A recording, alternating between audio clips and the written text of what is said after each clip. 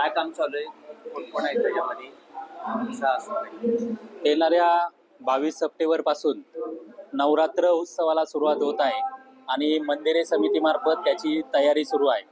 सध्या आपण पाहतोय की जे श्री विठ्ठल आणि रुक्मिणी मातेचे पुरातन दागिने आहेत, मौल्यवान दागिने आहेत, त्या दागिन्यांची डागडुजी गाठवण्याचं काम सुरू आहे। या नवरात्र उत्सवामध्ये सकाळपासून संध्याकाळपर्यंत विविध कार्यक्रमांचं आयोजन सुद्धा मंदिरे समितीमार्फत केलेलं आहे। त्याच्यामध्ये कीर्तन असेल, भजन असेल, त्याचप्रमाणे संध्याकाळी सांस्कृतिक कार्यक्रम असतील, याचं सुद्धा आयोजन केलेलं आहे। आणि या नवरात्रामध्ये रुक्मिणी मातेला प्रत्येक दिवशी वेगळ्या प्रकारचे अलंकार, वस्त्रे आपण परिधान करतो, वेगवेगळ्या वेशभूषा करतो।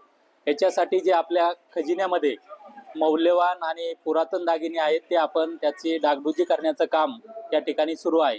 त्याच्यामध्ये जे मौल्यवान दागिने आहेत त्याची डागडुजी, त्याचप्रमाणे ते गाठवण्याचं काम हे आपले मंदिरे समितीमार्फत करण्यात येत आहे।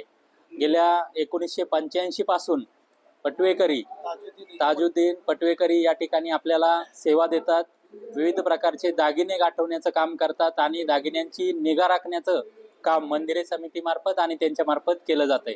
आपण पाहतोय की बाजीराव कंठी असेल, कौस्तुभमणी असेल, शिंदे हार असेल, पुतळी हार आहे, असे मौल्यवान दागिने आहेत। याच्यामध्ये हिरे, माणिक, मोती, पाचू आणि सोनं अशा प्रकारचे धातूंचा वापर करून या ठिकाणी ते दागिने बनवलेले आहेत। अतिशय प्राचीन आणि पुरातन दागिने, असे दागिने सुद्धा त्यांची किंमत सुद्धा करणं या काळात शक्य नाही किंवा बनवणं सुद्धा शक्य नाही, असे हार आपण या ठिकाणी पाहतोय।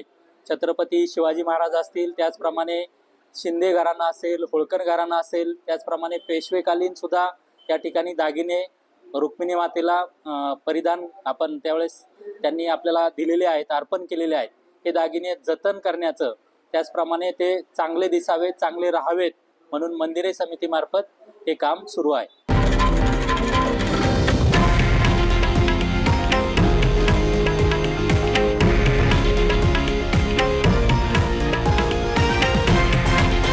हे आहे देशातील नंबर 1 न्यूज नेटवर्क आणि आपण पाहत आहात TV9 मराठी, एकमेव।